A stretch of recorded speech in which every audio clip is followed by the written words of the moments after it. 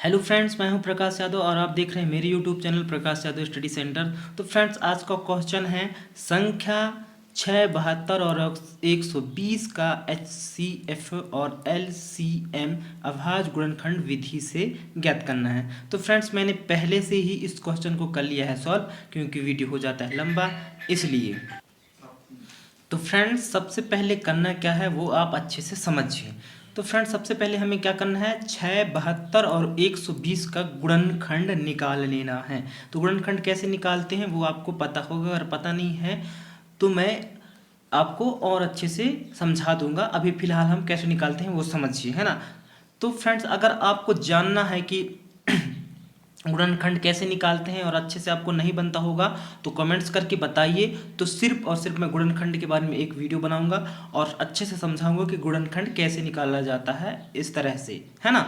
और प्लीज़, अगर आप चैनल पे नए हो और चैनल को सब्सक्राइब नहीं किए हो तो प्लीज़ फ्रेंड, आपसे रिक्वेस्ट है कि आप चैनल को सब्सक्राइब कर लें, क्योंकि इस तरह की वीडियो, इस तरह से ज्ञानपूर्वक वीडियो आपको गणित से रिलेटेड और अन्य सब्जेक्टों से रिलेटेड कुछ दिनों में मिलेगी। लेकिन फिलहाल अभी गणित से रिलेटेड 9th 10th तक की गणित, मतलब 6वीं से 10th तक की गणित आपको मिलेगी। तो फ्रेंड्स, प्लीज़ आप चैनल को कर लें सब्सक्राइब और वीडियो को करें लाइक और कमेंट्स में जाके कमेंट्स भी करें।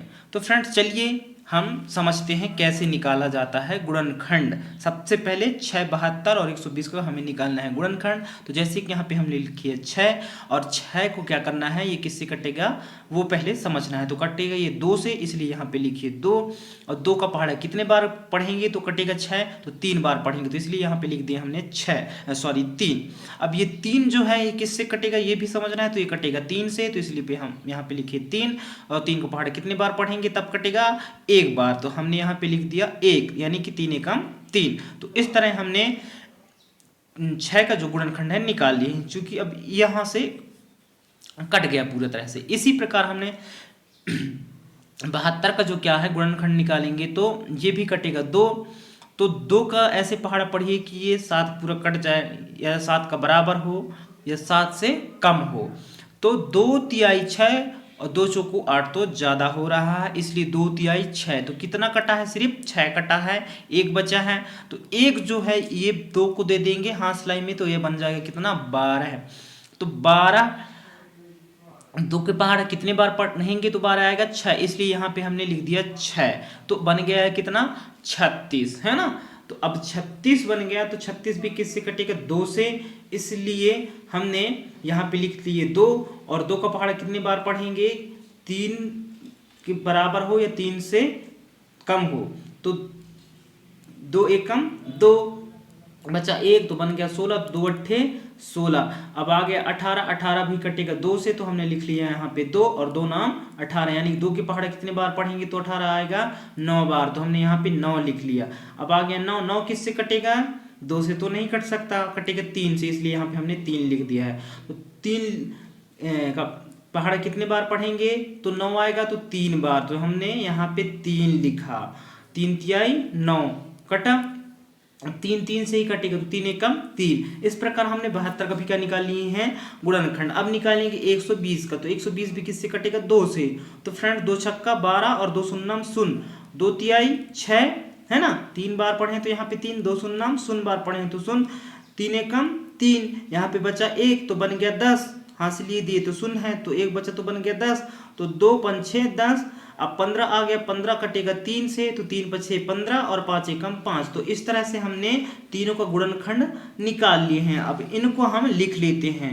तो 6 का जो गुणनखंड कौन कौन है, 2 गुणित 3 है, और इनकी घात क्या है, 1 है, यानी 1 कैसे, 2 सिर्फ 1 है और 3 भी सिर्फ 1 है, तो इन दोनों का घात 1 1 है ना। उसी प्रकार यहाँ पे 72 दिया है, तो 72 में 2 कैठों हैं, 1 2 3। जो 72 का गुणनखंड है उनमें से 2 कितने हैं, 3 ठो हैं। तो हमने 72 बराबर करके लिखा है 2 का घन, अर्थात 2 का घातें 3, और गुणित 3 कैठो हैं, 2 ठे हैं, तो गुणित 2 का वर्ग यानी 3 का वर्ग यानी 3 के घाते 2। इसी प्रकार हमने 120 का बराबर करके लिखा है 1 2 3, 3 ठे 2 हैं, अर्थात हमने लिखा है यहाँ पे 2 का घन।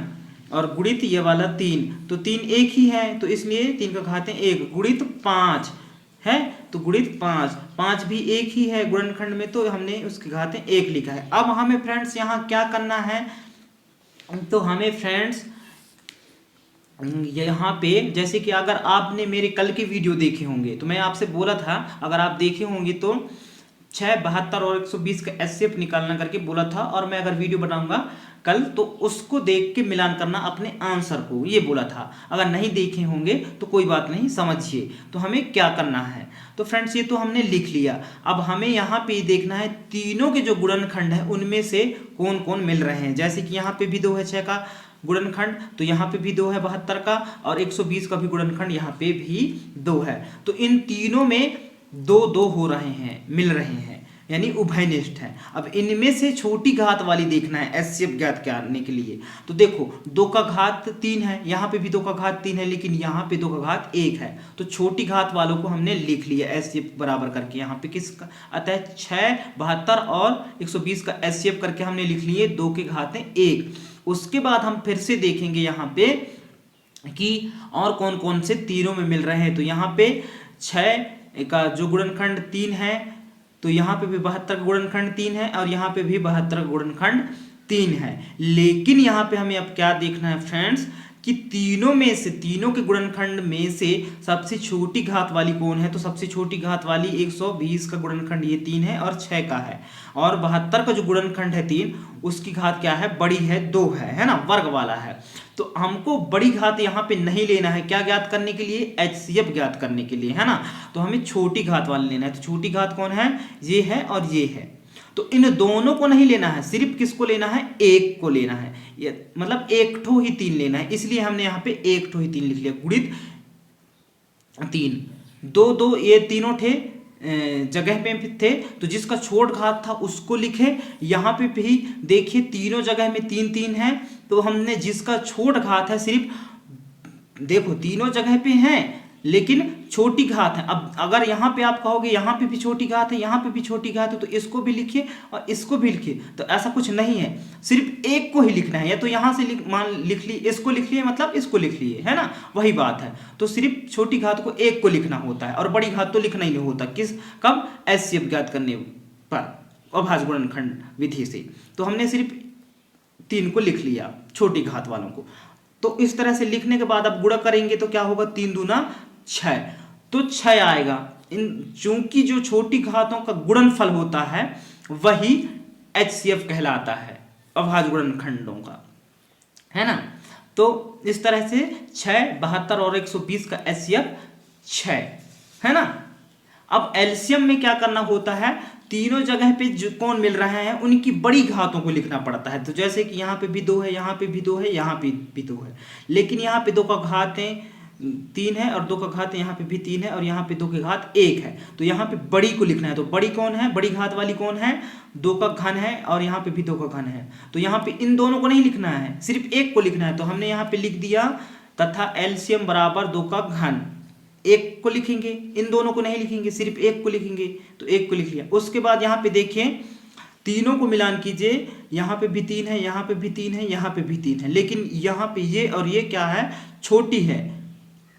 तो छोटी घात वालों को नहीं लिखना है, बड़ी घात वालों को लिखना है। तो बड़ी घात का कौन है, यहाँ पे 3 का वर्ग है। तो हमने यहाँ पे लिख दिया 3 का वर्ग गुणित 3 का वर्ग। उसके बाद 5 गुणित 5। तो यहाँ पे अब यह 5 यहाँ पे भी नहीं है, यहाँ पे भी नहीं है, लेकिन फिर भी जो नहीं भी मिलता है उसको भी लिखा जाता है। जैसे कि यहाँ पे सिर्फ 120 का गुणनखंड 5 है, ना 72 का है और ना ही 6 का है, फिर भी उसको हम लिखते हैं। तो फ्रेंड्स जिसकी घात अगर मिले, जिसका गुणनखंड उभयनिष्ठ हो, यानी तीनों जगह पे मिले और बड़ी हो, उसको लिखा जाता है एलसीएम निकालते वक्त, और ना भी मिले उसको भी लिखा जाता है बाद में, किस रूप में, गुणा के रूप में। तो जैसे कि यहाँ पे 5 नहीं मिल रहा है तो हमने 5 को लिख लिया है। तो इस तरह से होता है। एचसीएफ में छोटी घातों को लिखना होता है उभयनिष्ठ का, और एलसीएम में बड़ी घातों को लिखना होता है। और एचसीएफ में क्या करना होता है, जो मिले उभयनिष्ठ में हो गुणनखंड, उन्हीं बस को लिखा जाता है। क्या ज्ञात करने के लिए, एचसीएफ ज्ञात करने के लिए। लेकिन एलसीएम ज्ञात करने के लिए जो उभयनिष्ठ हो उनकी बड़ी घातों को लिखा जाता है और जो उभयनिष्ठ नहीं भी हो उनको भी लिखा जाता है। जैसे कि यहाँ पे 5 उभयनिष्ठ नहीं है, यहाँ पे भी 5 नहीं है, यहाँ पे भी 5 नहीं है, लेकिन हमने 5 को लिखा है। तो इस तरह से जो उभयनिष्ठ नहीं रहता है उसको भी लिखते हैं, लेकिन एचसीएफ ज्ञात करने पर उभयनिष्ठ रहता है उसी को लिखा जाता है, वो भी छोटी घात को और एलसीएम की बड़ी घात को उभयनिष्ठ की, है ना। तो चलिए तो अब लिख लिए, उम्मीद करता हूं कि समझ में आया होगा। अब यहाँ पे देखिए क्या कह रहा है, 2 का घन अर्थात 2 गुणित 2 गुणित 2 बराबर करके लिखा है मैंने। फिर गुणित क्या कह रहा है, 3 का वर्ग अर्थात गुणित 3 गुणित 3 गुणित 5 घात 1 अर्थात गुणित 5। तो अब देखिए समझिए, 2 दूना 4, 4 दूना 8, 8 त्रिक 24 और 24 दिया यहाँ पे मैंने किया है, कितना होता है 72 और 72 गुणित फिर क्या होगा 5 होगा। तो 5 दूना 10 की शून्य हाथ से लाई 1 और 5 सत्ते 35 और 1 36। तो यहाँ पे हमने लिख दिया 36, तो 360। तो इस तरह से आ गया 360। तो फ्रेंड्स ये आ गया हमारा 6, 72 और 120 का क्या आ गया एलसीएम 360। तो उम्मीद करता हूं फ्रेंड्स कि आपको यह वीडियो पसंद आई होगी और मेरे द्वारा बताई गई जानकारी समझ आई होगी। तो फ्रेंड्स प्लीज अगर आप चैनल पे नए हो तो चैनल को सब्सक्राइब कर लीजिए और वीडियो कर लीजिए like. Thank you so much.